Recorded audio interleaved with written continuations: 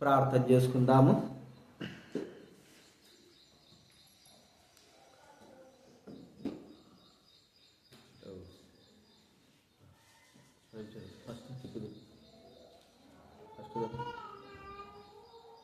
First sound పెట్టు.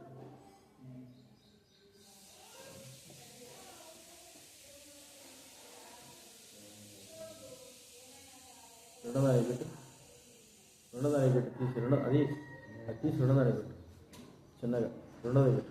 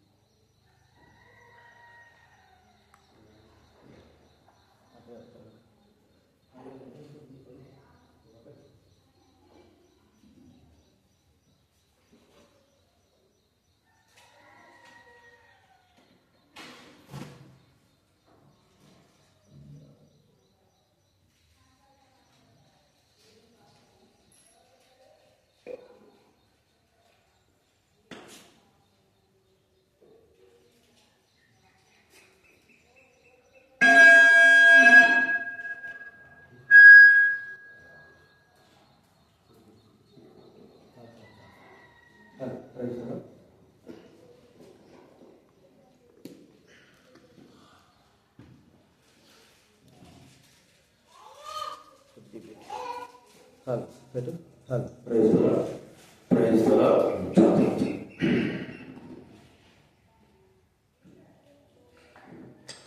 ప్రార్థన చేసుకుందాము. కృపా కనికరం కలిగిన మా ప్రభువా, మా ప్రియమైన మా ప్రభు తండ్రి యేసుక్రీస్తు నామమున నీకు కృతజ్ఞతాస్తుతులు చెల్లిస్తాము. నీ వాక్యం నుండిగా వచ్చుంటున్నాను. అపుస్తలుగా 8:4 నీ వాక్యం సజీవై బలమగలది, రెండంచులుగా కట్టినట్టుగా వాడిగా ఉంది, ప్రార్థనలను వివరించుకుంటుందని మాట వాక్యం రాయాలి. కాబట్టి తండ్రి నీ వాక్యం మా హృదయాలలో మా అంతరంగాలను వెళ్ళి కార్యం తెలియించినట్లు సహాయం చేయండి. మీకు ఇష్టకరమైన వ్యక్తులుగా మీ రూపంలో మార్చబడుకు, మీ ఆజ్ఞలు నెరవేర్చేటువంటి వ్యక్తులుగా మేము ఉండడానికి మీరు అనుగ్రహించవలసింది వేడుకుంటున్నాం. సహాయం చేయండి. కృతజ్ఞతాపూర్వకంగా స్తుతి చెల్లిస్తూ మహిమా ఘనత ప్రభావం చెల్లిస్తూ విరగల చెవి గ్రహించిన మనసు సరిదిద్దుకోవలసిన హృదయం మాకు దయచేయవలసింది. యేసు నామమున ప్రార్థించి వేడుచున్నాం తండ్రి. ఇంకా ఎవరైనా బయట ఉంటే పార్వతక్క దేవక తప్ప ఇంకెవరు ఉండకూడదు, లోపలికి వచ్చే ఇంకెవరైనా బయట ఉంటే. దేవుని వాక్యంలో నుండి కొరింథీ రాసిన మొదటి పత్రిక 11వ అధ్యాయం. మొదటి కొరింథీ రాసిన పత్రిక 11వ అధ్యాయము 28, 29 మనం అందరం కూడా కలిసి చదువుకుందాం. కొరింథీ రాసినటువంటి మొదటి పత్రిక 11వ అధ్యాయం 28వ వచనం 29వ వచనం చదువుకుందాం. కాబట్టి ప్రతి మనుషుడు తన పరీక్షిస్తున్నాను, అలాగూ చేసి ఆ రెట్టెత్తిని ఆ పాత్రను త్రాగకూడదు. ప్రభువు శరీరమని వివేచింపగా తిని త్రాగువాడు శిక్షావిధిగా తిని త్రాగుతున్నాడు.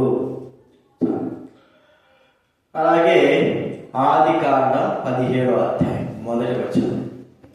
ఆదికాండము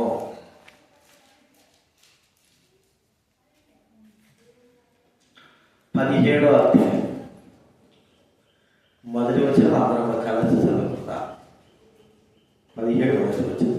అబ్రాము 99 ఏళ్ల వాడైనప్పుడు యెహోవా అతనికి ప్రత్యక్షమై, నేను సర్వశక్తి గల దేవుడు నా సన్నిధిలో నడుచుచు నిందారహితుడవై ఉండును.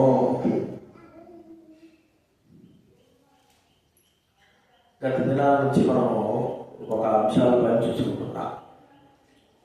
గత వారంలో ఏం చెప్పారు చెప్పండి?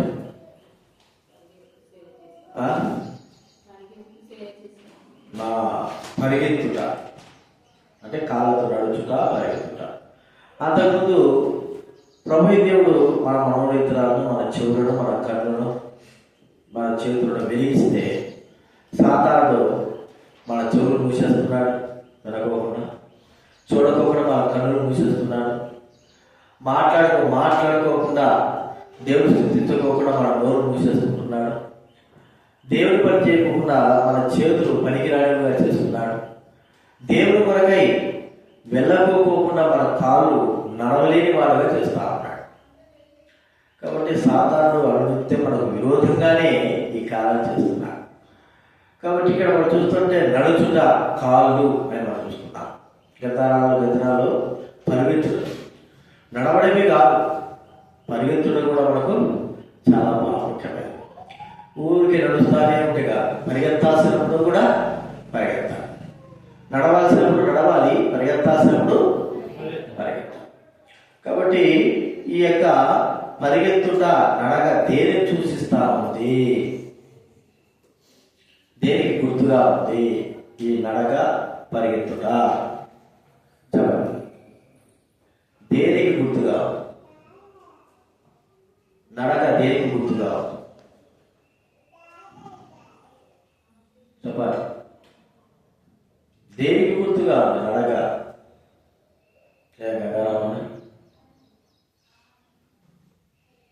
మన ప్రవర్తనకు గుర్తుగా ఉంది. అర్థమైందా? నడక దేనికి గుర్తుగా ఉంది? ప్రవర్తన. వాడు ఏదైనా మరి నీ నడక బాగాలేదురా, నీ ప్రవర్తన బాగాలేదు, నీ జీవితం బాగాలేదు, నువ్వు నడిచే విధానం బాగాలేదు అని మనం చెప్తాం.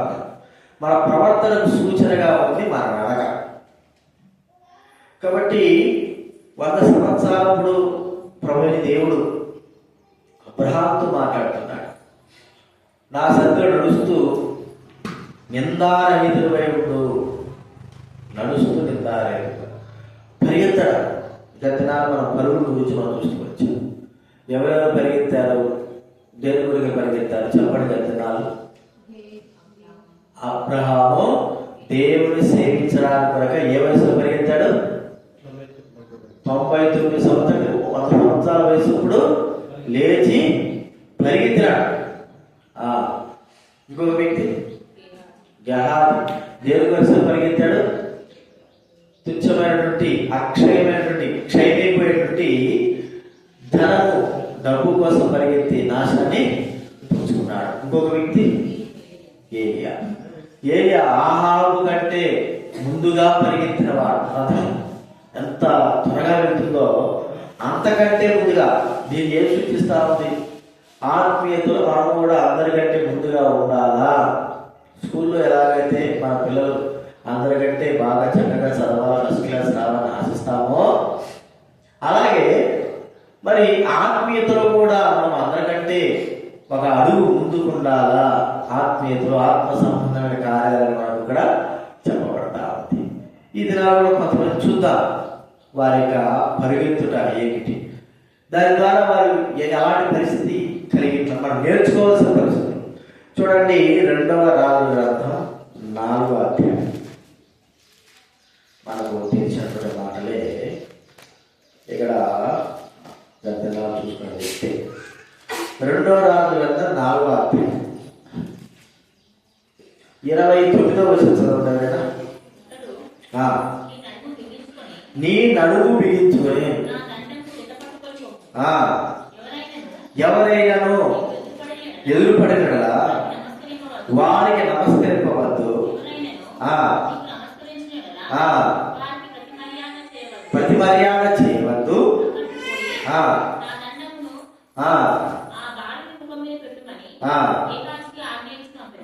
గెహాజీకి ఆజ్ఞించి పంపెను. కాబట్టి ఈ గెహాజీ ఏం చేశాడంటే చెప్పాడు, ఓ త్వరగా పో, పరిగెత్తుకుంటే పో, ఈ దండ తీసుకువెళ్ళి ఆ చిన్న బాలుడు తమిళ ఒకవేళ నీకు ఎవరైనా సరే నమస్కారం చేశాను అనుకో, ప్రతి నమస్కారం చేయాలి. మరి నువ్వు నమస్కారం చేయి, సన్మానించక ముందు నువ్వు చేయవలసిన పని కొరకై పరిగెత్తాలా అని మనకి ఇక్కడ చెప్పబడతా. మనం చూసుకున్నాం కదా, 1 కొరింథీ 9వ అధ్యాయంలో 25-26 నేను గురి చూడని వారి వలె పరుగెత్తట్లేదు. పౌలు అంటాడు, నేను గురి చూస్తూనే పరిగెత్తున్నా. గురి చూస్తూ పరిగెత్తున్నాడా? మనుషులు చూస్తున్నాడా? పరిస్థితులు చూస్తున్నాడా? లేకపోతే మనుషుల యొక్క స్థితిగతులు చూస్తున్నాడా? దేని చూస్తూ వెళ్తున్నాడు పౌలు? చూడండి ఏమంటాడు, నేను గురి చూడని వారి వలె పరిగెత్తలేదు కానీ. చూడండి, 1 కొరింథీ రాసిన పత్రిక 9వ అధ్యాయం 25-26 కనపడలేదు. మరియు 10 మంది పోరాడువారు 24 వచ్చింది. 10 రంగం మంది పరిగెత్తు వారందరూ పరిగెత్తురు కానీ తెలియదా? బహుమానం పొందినట్లుగా పరిగెత్తుడి.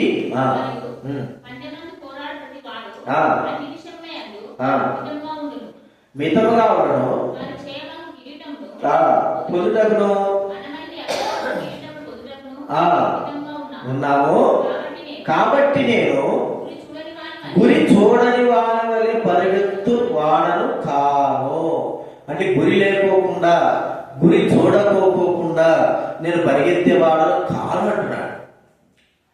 పరుగు పందెంలో పరిగెత్తుతున్నటువంటి వారు గుర్తించి మనం చూస్తా ఉంటే, పరుగు పందెం పరిగెత్తే వ్యక్తి మనసు, తలపు, ఆలోచన, చూపు దేనిపై ఉండాలా చెప్పగలరు?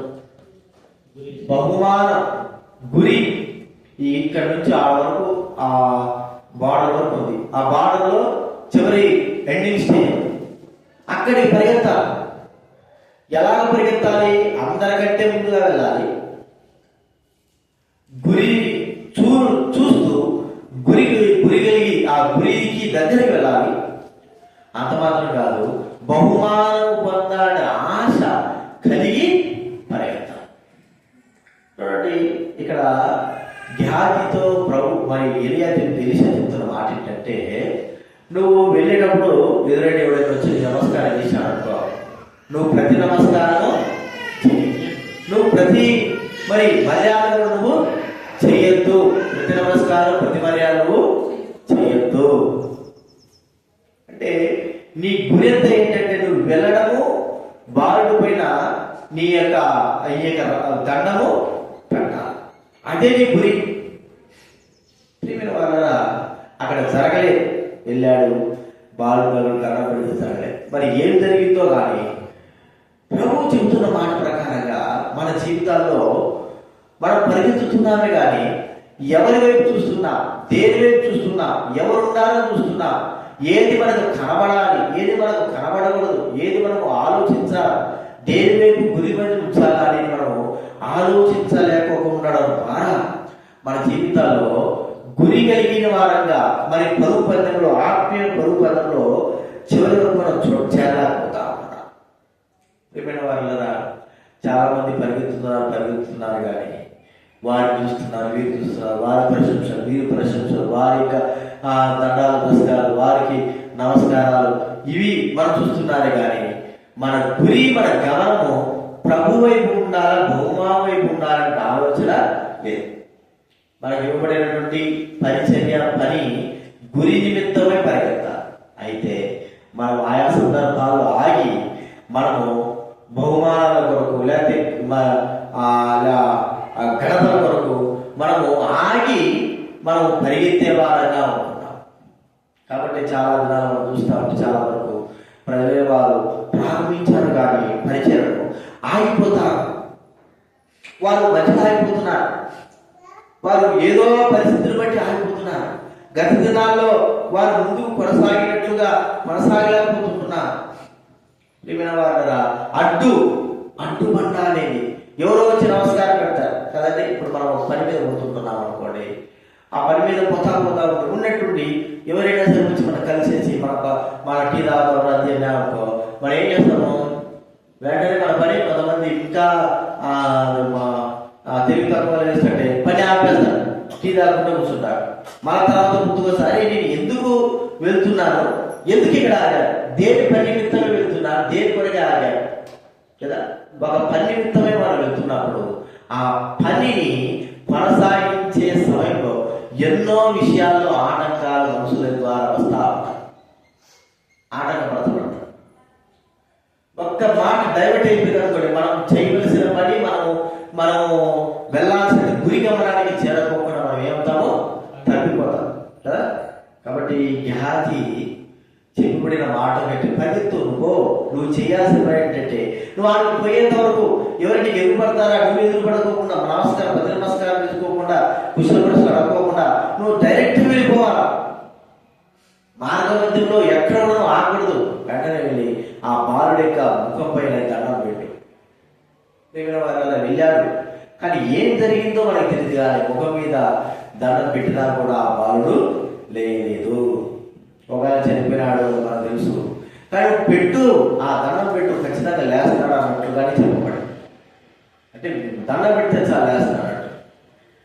కానీ మధ్యలో తను వెళ్ళవలసిన పని ఆగిపోవడము బైబిల్ అనేది ఏం చెప్తా ఉంది. యేసుక్రీస్తు వారు మరి వెళ్ళి ఆయన ముందుగా వచ్చినటువంటి తనకు ముందుగా పరుగు పందెంలో ఆయన ఓపికతో పరిగెత్తి చూస్తూ వచ్చాడు. చూడండి, హెబ్రీ పత్రిక 12వ అధ్యాయం, హెబ్రీకి రాసిన పత్రిక 12వ అధ్యాయం. యేసు వైపు చూసారన్నమాట. 2-3 వచ్చా చదవలేదా? హెబ్రీ పత్రిక 12వ అధ్యాయం. ప్రతి భారమును సులువుగా చిక్కులు పెట్టు పాపమును విడిచిపెట్టి యేసు వైపు చూచుతూ పందెములో ఓపికతో పరిగెత్తుదము. ఆయన తన ఎదుట ఉంచబడిన ఆనందాన్ని కొరకై అవమాన నిర్లక్ష్యం పెట్టి శిలువను సహించి దేవుని సింహాసనం కుడిపార్శ్వన ఆసీనుడై ఉన్నాడు. ఆయన తన ఎదుట ఉంచబడిన ఆనందం, తన ఎదుట ఉంచబడిన కిరీటం, తన ఎదుట ఉంచబడినటువంటి దేవుని సింహాసనం నిమిత్తమై ఏం చేశాడంటే అవమానం నిర్లక్ష్యం పెట్టడం. అవమానాన్ని నిర్లక్ష్యం పెట్టడం. ఇంటి మీద వాళ్ళని గుర్తించుకుందా? మరి దేవుడు శిలువను సహించిన వాళ్ళని చూస్తాం. యేసు ప్రభువు యొక్క గురిగమనం ఏమిటి? ఈ భూలోకానికి రావాలి, ప్రజలందరూ కూడా ఏం కావాలా? ప్రాణం పెట్టాలి కదా. ఇప్పుడు యేసు ప్రభువు వారు పరిచయం ప్రారంభించినప్పటి నుంచి ఆటంకాలు దొరుకుతా ఉన్నాయి. పేదలు అంటాడు, అయ్యా నువ్వు ఇట్లా చేయడానికి వీలు కాదు, నువ్వు ప్రాణం పెట్టడానికి కాదు అని చెప్పబట్టుకుంటున్నాడు. అర్థమైందా? మరి శ్రమ పొందాలి, బాధ పొందాలి, విడిపింపబడడానికి కొరకై ప్రియమైన వాళ్ళరా ప్రభువైన దేవుడు శరీరీతిగా ఉన్నాడు, రోషము పౌరుషం కలిగిన వాడుగా ఉన్నాడు. ఎన్నో రీతులుగా ప్రభు యేసుక్రీస్తు వారు ప్రజల కొరకై తన ప్రాణాలు అర్పిస్తా ఉంటే దుష్టులు, మూర్ఖులు, పాపాత్ములు అనే వారు ఏం చేస్తున్నారంటే యేసుక్రీస్తును అవమానపరుస్తున్నారు. నువ్వు నిజంగా దేవుడివేనా? దిగు కిందికి, దేవుడి కుమారుడుగా దిగు. ఇప్పుడు ఇవన్నీ ఏమవుతాయి? మనము చేయవలసిన పనిని చేయకుండా ఇప్పుడు చూడండి, జ్యోతకి ఒక పని అసలు చెప్పినాడు అనుకో, నువ్వు పని చేయగలి అనుకో, పక్కన వస్తుంది అమృతకు వచ్చి చేస్తున్నావు లేదు, ఏం ఇతనా చేసింది అట్టనా చేసింది అన్నీ అనుకో చెప్తారా. నీకు ఒక పని అప్ప చెప్పినావు, నువ్వు పని చేస్తున్నావు. అమృతకు వచ్చి ఏం ఇతనా చేసేది, ఇట బాలేదు అట బాలేదు అన్నీ అనుకో, నీకేమవుతా చెప్పండి. పాము వచ్చేది పక్కన పెట్టు, ఆ పనిని ఆపివేసి ఏం చేస్తావు? పని ఆపేస్తావు. పని ఆపేసేసి అంటే నీ పని గురి అనేది ఒక వ్యక్తి యొక్క కేవలం చేస్తున్నాడని ఉద్దేశించి ఆ పనిని ఏం చేస్తావు? ఆపేస్తా ఉంటావు. కాబట్టి అదే ప్రభువు యేసుక్రీస్తు వారు శిలువను సహించి అవమానం నిర్లక్ష్యం పెట్టి తన ఎదుట ఉంటున్నటువంటి ఆ యొక్క సింహాసనంపై సింహాసనం తిరగలిగినై అవమాన నిర్లక్ష్యం, ఒకవేళ ఆయన అవమాన నిర్లక్ష్యం ఇవన్నీ కూడా ఆలోచించి ఉంటే ఆయన శిలువను సహించేవాడా, కష్టపడేవాడా, మన నిమిత్తమే ప్రాణాలు అర్పించేవాడా? అర్పించడు మన యొక్క ప్రాణం అర్పించడు. కాబట్టి మన నిమిత్తమై ఇంత గొప్ప త్యాగం చేశారు. అయితే ఒక గురి ఉన్నప్పుడు ఎన్నో శోధలు, ఎన్నో మాటలు, ఎన్నో మరి అవమానాలు దొరుకుతాయి. వాటిని పక్కన పెట్టి మనం చేయవలసినటువంటి దైవిక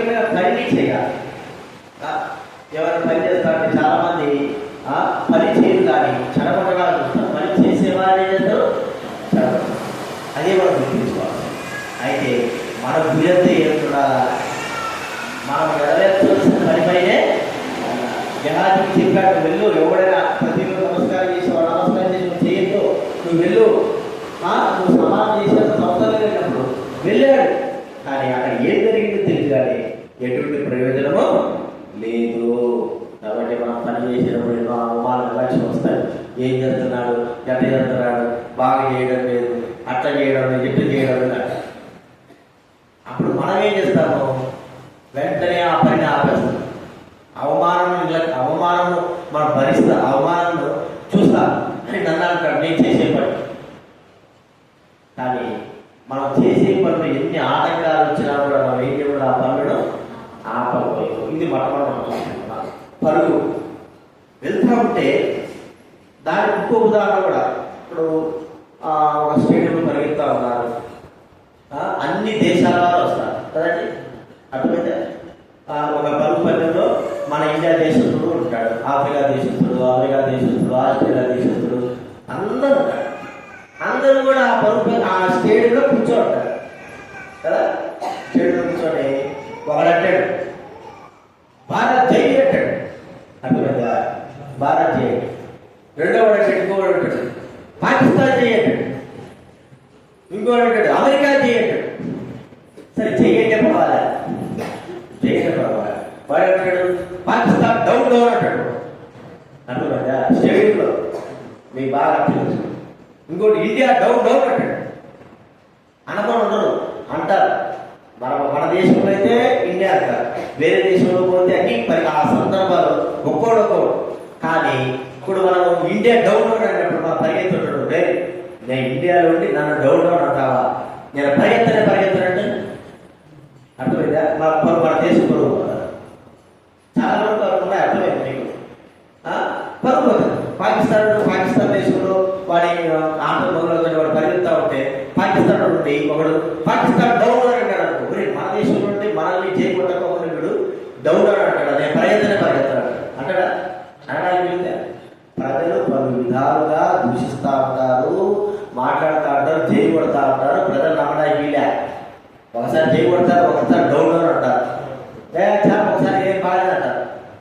కానీ పరుగు పందెంలో ప్రవేశించిన మనం అందరం కూడా మనము ఈ వీరు ప్రాముఖ్యం కాదు, కానీ మన ముందు ఉన్నటువంటి ఆ గోల్ అది ఏదైతే ఉందో దాన్ని సాధించడానికే మనము ముందుకు వెళ్ళాలి. కానీ ఎవరో మాట్లాడినారు, ఏదో అన్నారు ఆగిపోయినామనుకో, నష్టపడే దేవుడు, ఓడిపోయే దేవుడు చెప్పండి. వ్యక్తిగతంగా ఎవడు అన్నాడండి, మనము ప్రభు సన్నిధికి దూరం ఎక్కినాకో, లేకపోతే ప్రభు పని చేయలేదనుకో, నష్టపడే దేవుడు ఎవరైతే చేయకుంటారో వాడే నష్టం. అది మనం గుర్తించుకోవాలి. ఇది మనం చూసుకుంటున్నాం. రెండవదిగా మనం చూస్తా ఉంటే చూడ, 2వ సమూయేలు గ్రంథం 18వ అధ్యాయం, 2వ సమూయేలు గ్రంథం 18వ అధ్యాయం 19వ వచనం చదువుతున్నాడు ఎవరైనా.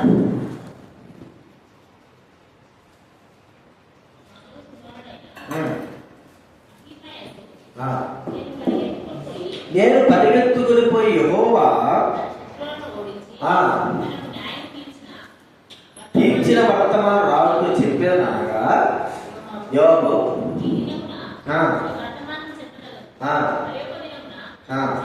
చెప్పదు మరణమైన కనుక ఓ తగనని వార్తతో చెప్పాను. తర్వాత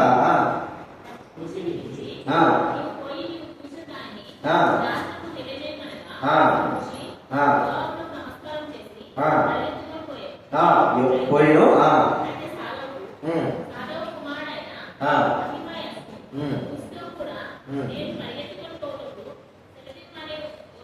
లోపల పెట్టండి, లోపల పెట్టండి, లోపల పెట్టండి, లోపల పెట్టండి, లోపల పెట్టండి. పోతుడా లోపల ఏం కాదు, అడుగుతాడు. చెప్పండి.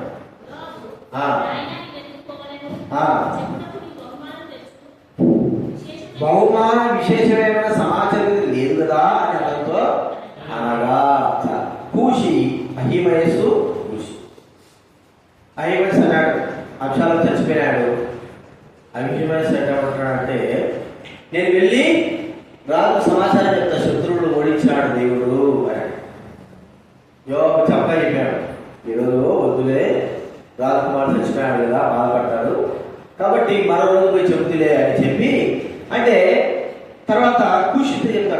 చెప్పు, ఏమేమి చూసావో చెప్పు అన్నాడు. కూసి పరిగెత్తుకుని వెళ్తాడు. అహిమయస్ అంటాడు, అయ్యా నేను కూడా పోతా అంటే యోగపడండి, బహుమానం తెచ్చేది ఏదైనా ఉంటే సమాచారం చేయి అని అది కాల్తారు. బహుమానం ఇచ్చే సమాచారం ఏదైనా ఉంటే నువ్వు పోవచ్చు కానీ ఎందుకు ఊరికే పోతావు అంటే ఇక్కడ ఒక మాట మనకు చెప్పబడిన మాట ఏంటంటే, అదే యోవాబు అహిమయస్సును వద్దన్నాడు, పరిగెత్తుకుంటా పోతానంటే వద్దన్నాడు. అదే యోవాబు కూర్చుంటే ఏమంటున్నాడు, నువ్వు వెంటనే వెళ్ళి ఈ సమాచారం చెప్పాడు కదా. ఇప్పుడు చెప్పినటువంటి మాట ప్రకారంగా కూసి వెళ్ళాడు, చెప్పాడు. అంతకంటే ముందుగా అహిమయస్ వెళ్ళాడు, చెప్పాడు. ఇప్పుడు బహుమానం కొరకై మరి ఇద్దరు వెళ్ళారు. అయితే ఒక వ్యక్తి వద్దంటే పరిగెత్తినాడు, ఇంకొక వ్యక్తి చెప్పిన వెంటనే చెప్పబడిన మాట ప్రకారంగా పరిగెత్తినాడు. ఇక్కడ రెండు మాటలు తెలుసుకోవాల్సింది ఏంటంటే, మనము పరిగెత్తే సమయంలో మన ఇష్ట ప్రకారంగా కాదు కానీ మన ఆత్మీయ నడకలో ప్రభు యొక్క మాట ప్రకారంగా పరిగెత్తాలి. చూడండి, పరిగెత్తున్నారు, అందరూ నిలబడతారు వరుసగా. స్టార్ట్ అంటేనే పరిగెత్తారా, లేకపోతే 7 మంది వాడు పరిగెత్తారా? స్టార్ట్ అంటేనే పరిగెత్తారా? నువ్వు వాడు ఆలోచిస్తాడు, ఏమంటే నేను అందరికంటే ముందు పరిగెత్తా, నాకు వస్తుందిలే, వీళ్ళే ఉంటారని పరిగెత్తాడు అనుకో, వాడు ఏమన్నా అవమానం పొందుతాడా? అందరూ ఒకటేసారి పరిగెత్తాలి. ఆ యొక్క ఎవరైతే ఎంపైర్ చెప్తున్నాడో ఆ వ్యక్తి విసిలేసిన వెంటనే పరిగెత్తాలి, సిద్ధంగా ఉండాలా. అంటే ఒక మాట చెప్పుకోవాలి ఏంటంటే, దేవుని మాటకు మనము బహు విధేయత చూపించాలి. మనం చెప్పినప్పుడు చెయ్యాలి, చెయ్యొద్దన్నప్పుడు చేయకూడదు. ప్రభు అన్నాడు, సువార్త మీరు వెళ్ళి సర్వలోకానికి సర్వ సృష్టికి సువార్త ప్రకటించడం చెప్పాడు కదా, అందరూ చెప్పాడు.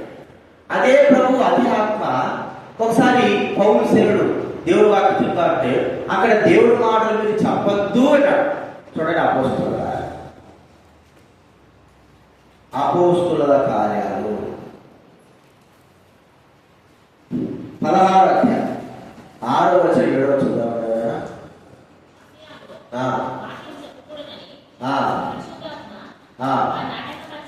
ఆటంకపరిచినందున ఏంటండి వాక్యము చెప్పకూడదు.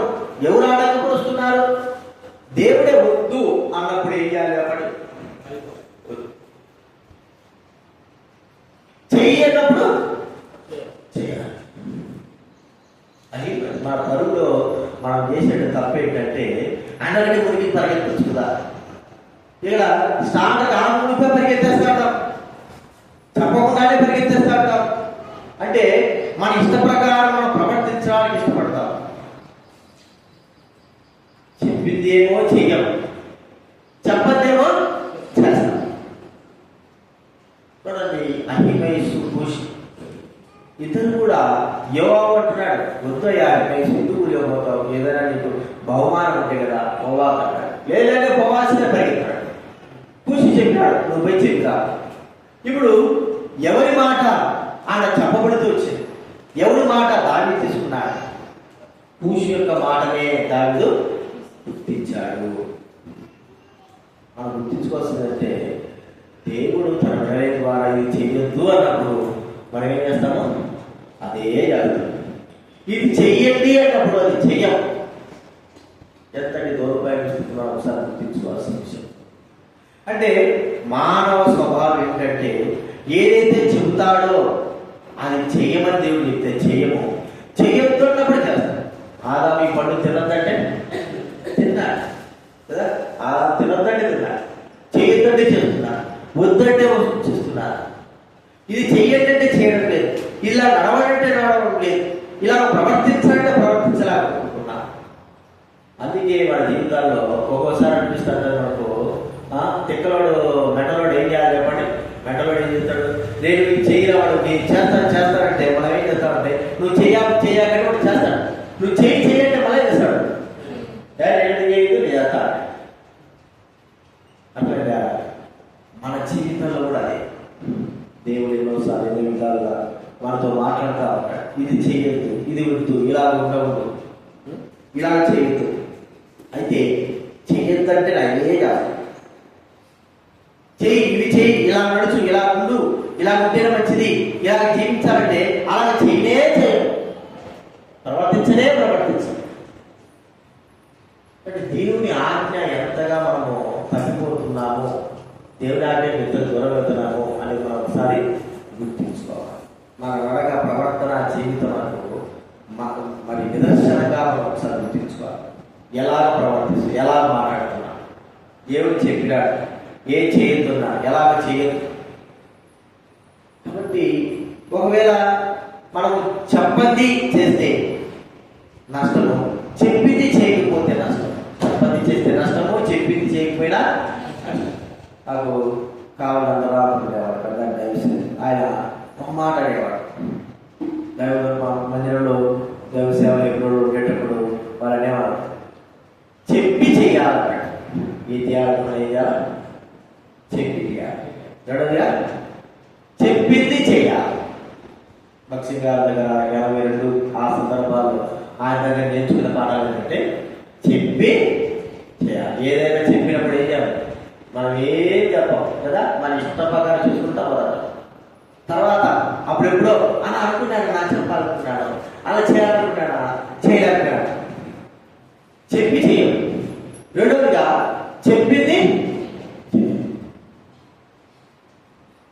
కాబట్టి ఆత్మీయ స్థితిలో యోవాబు వచ్చినప్పుడు అహిమీ సాగిపోయింటే బాగుంది, కానీ పరిగెత్తున్నాడు.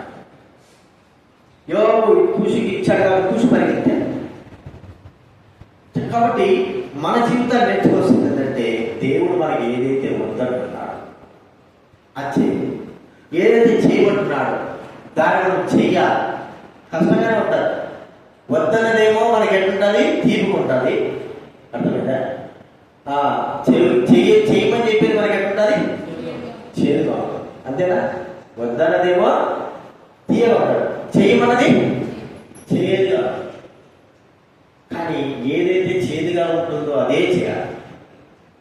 అందుకే ఈరిన గురించి మనం ఆలోచిస్తే చిన్న వయసులో, యవన వయసులో ప్రభు పిలిచారు. ఇశ్రాయేలీయులు ఎంత దుర్మార్గం నడుస్తున్నారో ప్రభు అంటున్నాడు, నువ్వు వాళ్ళతో చెప్పురా, వాళ్ళతో చెప్పు అంటాడు. దీనికి అంటాడు, అయ్యా నీ పిల్లోడు కదా, వాళ్ళ ముందు నేను ఎంత అంటే లేదా నువ్వు పోవాల్సింది. ఒకవేళ నువ్వు పోకపోయినా అనుకో నీకు నష్టం ఉందా? రెండు విధాలుగా పోయి చెబితే ప్రజల ద్వారా నష్టము, చెప్పకపోతే దేవుడి ద్వారా నష్టం. కానీ ఏది ప్రాముఖ్యమైంది, దేవుడి ద్వారా వచ్చే నష్టం చాలా కష్టమైంది. కాబట్టి ముందు దేవుడి మాటకి ప్రాముఖ్యతను ఇచ్చి ఉన్నాడు. అక్కడ గుర్తించుకుందా? రెండవదిగా దేవుడు మనకి ఏదైతే చెబుతున్నాడో దైవ ద్వారా అది మనం చెయ్యాలి. చెప్పడానికి గురించి మనం ఆలోచించాల్సిన అవసరం లేదు. అర్థమైందా? చెప్పిందే చేయాలి. చెప్పని దాని గురించి ఆలోచించాల్సిన అవసరం లేదు. చెప్పినప్పుడు దాని గురించి మనము చేయడం అనేది మనకి ఎంతో ఆశీర్వాదం. ఇది రెండో మనం చూసుకుంటున్నాం. మూడో వ్యక్తి ఒక వ్యక్తి ఉన్నాడు. చూడండి, మార్కు సువార్త 10వ అధ్యాయం. మార్కు సువార్త 10వ అధ్యాయం 17వ వచనం. 10:17 మార్కు సువార్త 10:17.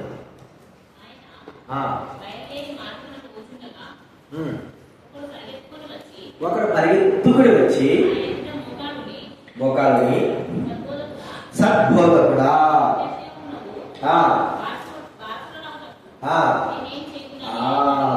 సద్బోధకుడా పరిగెత్తుకుంటా వచ్చాడు. నిత్య జీవం కావాలన్నాడు.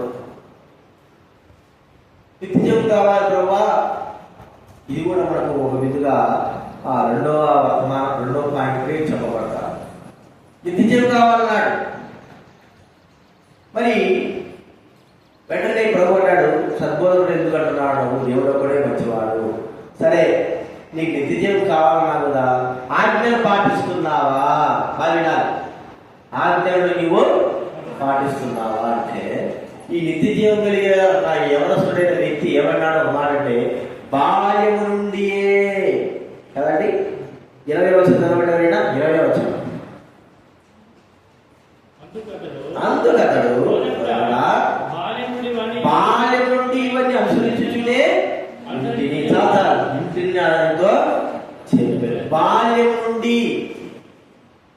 ఇక పరిగెత్తి వచ్చిన వ్యక్తి ఆజ్ఞను అనుసరించి వచ్చాడు, ఆజ్ఞను అనుసరిస్తూ వచ్చాడు, ఆజ్ఞను పాటిస్తూ వచ్చాడు.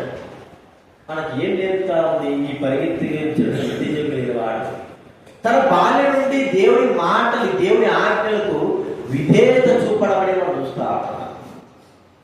చూడండి, దేవుని యొక్క ఆజ్ఞలు, ఒక్కోసారి దేవుడు మనకి ఏదైనా ఆజ్ఞలిస్తే, దేవుని వాక్యంలో మాట్లాడితే, దేవుని వాక్యంలో మాట్లాడితే మనకు భారంగా ఉంటాయి. దేవుని ఆజ్ఞలు భారమైనవి కావు. దేవుని వాక్యం, దేవుని యొక్క మాటలు అనుసరించేవారు, దేవుని యొక్క వాక్యం అనుసరించేవారు మనకు కావాలి. బైబిల్లో మంది యేసుక్రీస్తు వారు అంటారు, మరి ఇదిగో నీ తల్లిదండ్రులు ఇచ్చారంటే యేసు అంటాడు, నా తల్లి ఎవరు, నా తండ్రి ఎవరు? వాక్య ప్రకారంగా నడుచుకున్న వాడే నా తల్లి తండ్రి. చూడండి, మత్తయి రాసిన సువార్తలో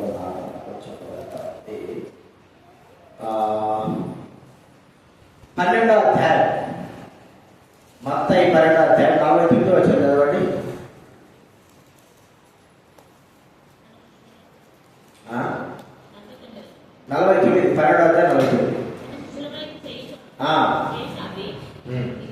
ఇదిగో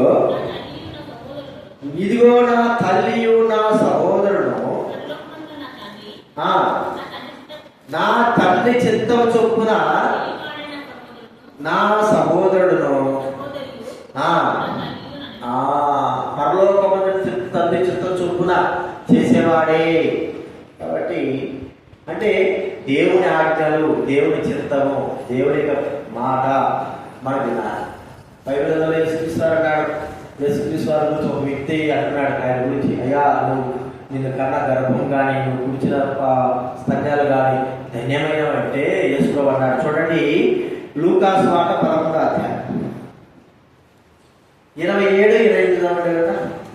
లూకాసు వార్త 11వ అధ్యాయం 27-28. ఆయన ఈ మాటలు చెప్పుచుండగా చూచి గర్భమును స్తనములను ధన్యములైనవి కేకలు వేసి చెప్పగా ఆయన అవును గాని దేవుని వాక్యం విని దానిని గైకొను వారు మరి ధన్యులని చెప్పారు. వాక్యం విని అప్పుడు నేను చెప్తా ఉంటాను, భక్సింగ్ గారు వాక్యం చెప్పినప్పుడు భక్సింగ్ గారు ఆ వాక్యంతో మాట్లాడేవారు. గొప్ప ఉద్యోగం వచ్చింది. ఏ ఉద్యోగము? అన్యాయమైన సొమ్ము, అన్యాయమైన ఏదైనా మీ ఇంట్లో ఉంటే వెంటనే దాన్ని తీసుకొచ్చేసి మరి పారవేయండి ఆ అన్యాయం సొమ్ము. అందుకే జగన్ గురించి కూడా చెప్తూ వచ్చాను. ఎంతమంది ఉజ్జీవింపబడ్డారంటే, ఎంతమంది ప్రభావితం చేయబడ్డారు. వాళ్ళు టీవీలు కానీ, బంగారు కానీ, ఏ వస్తువులు వేస్తే తీసుకొచ్చి అవి మళ్ళా తిరిగి గోతిలో బాగా జోషామ దగ్గర పెద్ద బావి, ఆ బావిలో వేసి దేవుడు వాక్య ప్రకారంగా నడుచుకున్నారు. అదే టీవీ ఉంటే ఏమైంది, లేకపోతే ఈ చైన్ ఉంటే ఏమైంది, లేకపోతే ఈ వస్తువు ఉంటే ఏమైంది? ఇప్పుడు అవి ఉండడం ద్వారా ప్రాముఖ్యం కాదు, కానీ దేవుడి వాక్యం ఏమవుతుంది మనకు పాటించకోకుండా వాక్యమునకు విరోధమైన వారిని మనము చేయవచ్చు. అందుకే ఇక్కడ ఏమంటున్నాడు, వాక్యం విని మనం ఊరికే వింటారు కానీ వాక్యం ప్రవర్తిస్తున్నావా, వాక్యం ప్రవర్తిస్తున్నావా? బైబిల్లో ఏం చెప్తా ఉంది? ప్రతి వ్యక్తికి యాకోబు రాసిన పత్రిక 1వ అధ్యాయం, యాకోబు రాసిన పత్రిక 1వ అధ్యాయము 22వ వచనం ఏమన్నా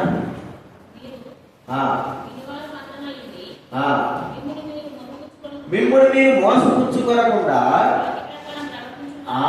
వాక్య ప్రకారం ప్రవర్తించువారనై ఉండండి. ఏంటంటే వాక్య ప్రకారము నిత్య జీవం కావాలన్న వాడు ఏం ప్రవర్తించినాడు, ఏం చేశాడు? దేవుని మాట ఉన్నది పక్కన పెడతా. ముఖ్యంగా ఏం చెప్తున్నాడు? దేవుని ఆజ్ఞలను బాల్యం నుండి నెరవేర్చినవాడు, దేవుని వాక్యాన్ని బాల్యం నుండి అనుసరిస్తున్నటువంటి వ్యక్తి. అయితే ఆ సమయంలో దేవుని మాట దగ్గర ఒకటి వెళ్ళలేదు, కానీ మనకు ఆ వాక్యం మాత్రమే బాల్యం నుండి నెరవేర్చిన వాడు. ఇదినా ఎంతో మంది వాక్యం నిజంగా మనం ఆత్మీయతలో గొప్పగా లేకపోవడం, లేకపోతే అన్ని తెలుసుకోలేకపోవడం, దేవుడు దూరం కావడం ఏంటంటే వాక్యమును వినడమే కానీ దాన్ని అనుసరించేటువంటి వారంగా మనం చేయమన్నారు. నాకేం చెప్తున్నాడు, నాకు దేవుడు ఏమని చేయమంటున్నాడు, ఎలాగా మరి అది దైవ వాక్యానికి నాతో మాట్లాడిన మాటకి సరిగా ఉందా, చెప్పబడిన మాట ప్రకారం నేను జీవిస్తా ఉంటున్నా, దేవుడి వాక్యాన్ని నేను అనుసరిస్తా ఉంటున్నా అనేది మన జీవితంలో ప్రాముఖ్యంగా ప్రశ్న వేసుకోవాలి. నేను జీవిస్తున్నా, నేను నడుస్తున్నా, నేను ఉంటున్నా, ఈ మాట ప్రవర్తిస్తున్నా, ఈ మాట ప్రకారం జీవిస్తున్నా, ప్రతి ఒక్కరిగా వేసుకోవాల్సిన ప్రశ్న వేసుకున్న వాక్యం విని అలాగా నడుచుకునేవారే ధన్యులు. వినడమే కాదు, వాక్యం ఏం చేయాలా, నడుచుకునేవారుగా ఉండేవారే. కాబట్టి వాక్యంలో ఎన్నో విధాలుగా మనకు క్షేమకరమైన రాసి పెట్టాడు. వాటిని అనుసరిస్తే మన జీవితంలో ఆత్మ ఎన్నో విధాలుగా ఉంటుంది. అనుసరించలేకపోవడం ద్వారానే మనం నష్టాన్ని తెలుసుకుంటున్నాం. ఇది 3వ చూసుకుంటున్నాం. 4వ చూస్తా ఉంటే 2వ సమూయేలు గ్రంథం 20వ అధ్యాయం 2వ సమూయేలు గ్రంథం 20వ అధ్యాయము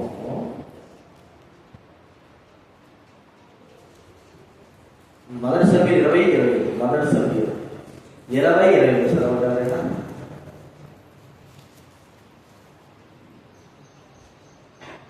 20వ అధ్యాయం క్షమించాలి, 30 20వ అధ్యాయం 30 మొదటి సమూయేలు గ్రంథం 20వ అధ్యాయం 30 ఆలస్యం చేయక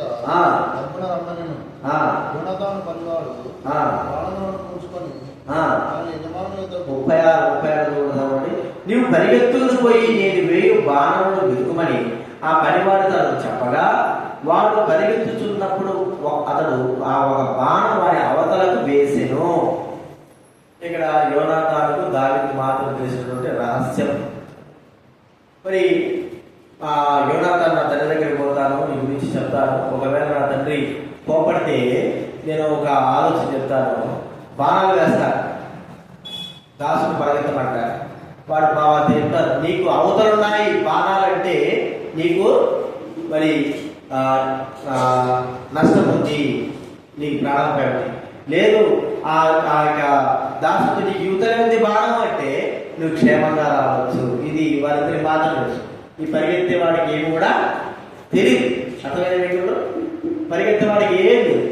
వీడేం చెప్తాడు, తన యజమానుడు యోనాతాను వెళ్ళి నువ్వు అక్కడ ఉంటాయి పో, అటుపై తీసుకురాబట్టే పరిగెత్తున్నాడు, ఇటుపై తీసుకురాబట్టే పరిగెత్తున్నాడు. అంటే వీరికి పరిగెత్తడమే కానీ ఏమీ తెలియని వాడుగా ఉంటున్నాడు. కొన్నిసార్లు ఎందుకు పరిగెత్తున్నాడు, ఆటలు ఆడుతుంటారు పిల్లలు, పరిగెత్తా ఉంటారు. ఎందుకంటే ఆటలాడుతున్నారు. కొంతమంది పరిగెత్తాడు ఎందుకంటే షాప్ కోసం పరిగెత్తున్నారు. ఏదో ఒక ఉద్దేశం అనేది ఉంది. ఊరికే పరిగెత్తబట్టి పరిగెత్తారు చెప్పండి, ఊరికే పరిగెత్తుతున్నారంటే ఏదో జరుగుతుందంటేనే పరిగెత్తారు, లేకపోతే ఏదైనా చూడాలనుకుంటేనే పరిగెత్తారు. కానీ ఈ పరివాడికి ఏమీ తెలియకోకుండా పరిగెత్తడం. చాలాసార్లు మనం ఆత్మీయ స్థితిలో ఎందుకు పరుగుతున్నామో తెలియదు, దేనికోసం పోతున్నామో తెలియదు, దేనికోసం ఉంటున్నామో తెలియదు. బైబిల్లో చెప్పబడిన మాట ఏంటంటే ప్రసంగంలో ఒకడు ఎందుకోసం సంపాదిస్తున్నాడు, దేనికోసం ఉంటున్నాడు, దేనికోసం జీవిస్తున్నాడు అర్థం కాని స్థితిగతులుగా ఉన్నవాడుగా ఉన్నాడు. ప్రసంగి గ్రంథం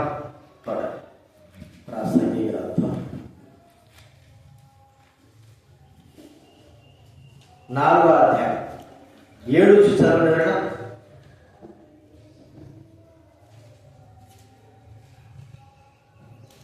7 ప్రసంగి గ్రంథం 4వ అధ్యాయం 7 వ్యర్థమైనది మరొకటి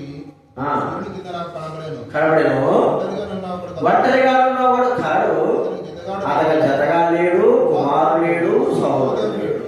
అయినను అతడు ఎడదగగా కష్టపడను, అతని కన్ను ఆశీర్వదిత తృప్తి పడదు, అతడు సుఖమన్నది నెరుగక ఎవరి నిమిత్తం కష్టపడుతున్నాడని అనుకున్నాడు. ఎవరి నిమిత్తం? ఎందుకు పోతున్నావా, ఎందుకు పరిగెత్తున్నాడు, ఎందుకో పరిగెత్తున్నా, దేనికో పరిగెత్తున్నా.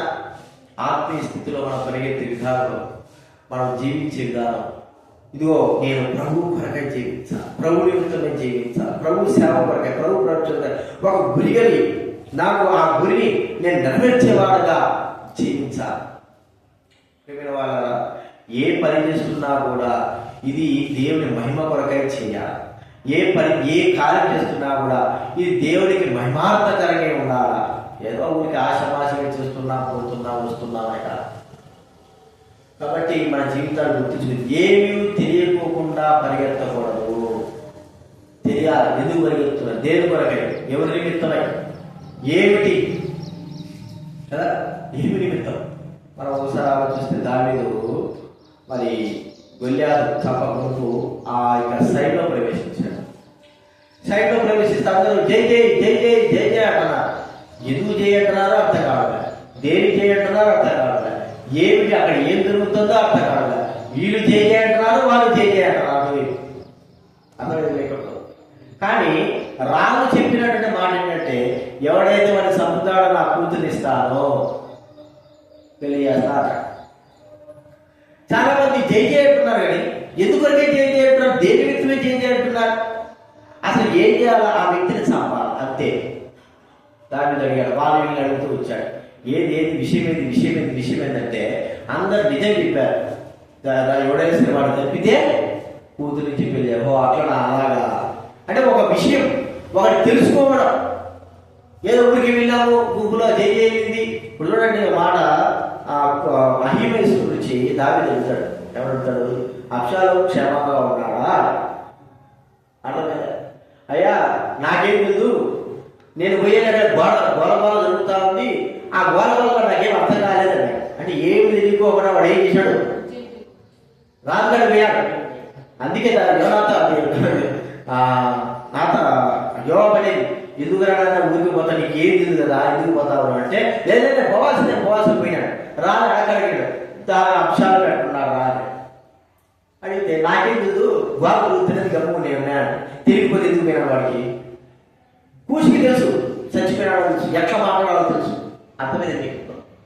కాబట్టి వెళ్ళాడు, మరి కూర్చొని అడిగినాడు, అక్షరాలు కట్టుకున్నాడు. అయ్యా నేను ఎదిరించే వాళ్ళందరూ అక్షరాలు బాగుంటారు అంటారు, అంత చక్కటి మాట. కాబట్టి మన పరుగు పందెంలో మనం ఎందుకు పరిగెత్తుతున్నామో తెలియకోకుండా పరిగెత్తడం అవివేకం. ఆత్మీయ జీవితం ఎందుకు కొరగా జీవిస్తున్నా, దేని కొరగా జీవిస్తుంటున్నా, ఎవరి కొరగా జీవిస్తున్నా, రాబోయే దినాలు ఎలాగలవు, ఏమి కావాలని జీవిస్తున్నా, ఎన్ని కూడా మనం తెలుసుకోవాలి దేవుడు సన్నిధిలో. ఇప్పుడు ఒక మాట మనం చూస్తే దేవుడికి చందా ఇవ్వాలా, ఎందుకు ఇస్తా చెప్పండి, ఎందుకు ఇస్తా? మనల్ని దేవుడు ఆశించడానికి ఆ విషయం తెలుసుకోవడానికి ఇస్తామా? అర్థమైంది మీకు? ఆ విషయము తెలుసుకోవడం. ఇప్పుడు ఏదైనా దేవుని సేవ కొరకు మన ధనం ఖర్చు చేసినా, ఎందుకు ఖర్చు చేస్తున్నా చెప్పండి. మనకు పరలోకంలో దేవుడు చెప్పాడు, మీరు ఈ ధనము కూర్చుకోవద్దు, పరలోకంలో మీరు కూర్చుకోవాలా. కాబట్టి ఈ ధనం ద్వారా పరలోకంలో కూర్చుకోవడానికి కనుక మనం ఇక్కడ దేవుని సేవ పరిచర్య చేస్తున్నారు. ఒకటి గురికి ఇది చేస్తే మనకు దేవుడు అక్కడ ఏమి తెలియకోకుండా మనం ఏం చేయడం లేదు. అదే గురి కలిగి వెళ్ళాలి అని గురి కలిగి. ఇప్పుడు దేవుడు పడుతుంది, దేవుడి మందిరంలో మనం రోజు పనిచేస్తే ఏమొస్తుంది, దేవుడు ఆశీర్వదిస్తాడు. మనల్ని మన కుటుంబాలు ఆశీర్వదిస్తాడు. ఈ తెలియకోకుండా ఊరికి వచ్చి ఏదో కూర్చున్నాం, రోడ్లు కూర్చున్నాం అంటే మనం తెలుసుకోవాలి కదా, ఏం పని చేస్తున్నాం, ఏం చేస్తున్నాం, ఏం జరుగుతుంది, ఈ పని ద్వారా మనకు ఏం జరుగుతుంది, ఏం వస్తుంది, ఏం లాభం వస్తుంది, దీని ద్వారా ఏం జరుగుతుంది. పరిగెత్తుతారంటే ఎందుకునా పరిగెత్తున్నాడు, ఏదో పరిగెత్తున్నారు కానీ నేను పరిగెత్తున్నా అంటే కాదు, ఆయన ఏదో ఉంది, దాన్ని సాధించాలా, దానికోసం తెలుసుకునేటప్పుడే మనం ఏం చేస్తుంది చెప్పండి, పరిగెత్తాలా. తెలుసుకోకపోతే ఏం చేస్తాం? ఈ పనివాడు కూడా అంతే, వాళ్ళు బాగా వేస్తారు, కట్టబోరా ఇటు పరిగెత్తున్నాడు కానీ వాళ్ళకి ఏం అర్థం కావడం లేదు, వాళ్ళకి తెలియదు.